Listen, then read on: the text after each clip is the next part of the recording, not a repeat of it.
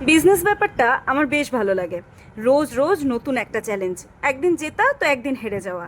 ব্যবসার আরও একটা ব্যাপার আমার খুব ভালো লাগে, নতুন নতুন মানুষের সাথে আলাপ হওয়া। নমস্কার, আমি সৌমাশ্রী। আমি দীপান্বিতা। আজ যার জন্য ক্যান্ডেলটা বানাচ্ছি সে আমাদের সম্পূর্ণ অপরিচিত একজন মানুষ। আমাদের ব্যক্তিগতভাবে না চিনেও আমাদের ওপরে সে ভরসা করেছে, তার জন্য অনেক ধন্যবাদ। এই বোনটি মাইন্ড রিল্যাক্সেশনের জন্য আমাদের ক্যান্ডেলটাকে বেছে নিয়েছিল। গন্ধ হিসেবে তার পছন্দ স্যান্ডেলউড, রং সাদা। না, এই ক্যান্ডেলটাই কিন্তু তেমন কিছু ক্রিয়েটিভিটি নেই, তবে আছে অপুরাণ ভালোবাসা।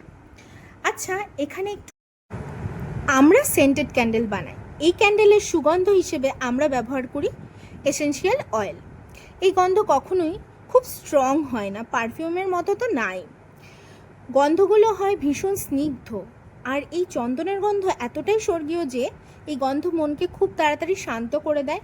আচ্ছা, তোমাদের পছন্দের রং কি কমেন্টে কিন্তু বলতে ভুলো না। আর পারলে একটু লাইক, শেয়ার, সাবস্ক্রাইব যে যেখান থেকে দেখছো আমাদের একটু প্লিজ পাশে থেকো।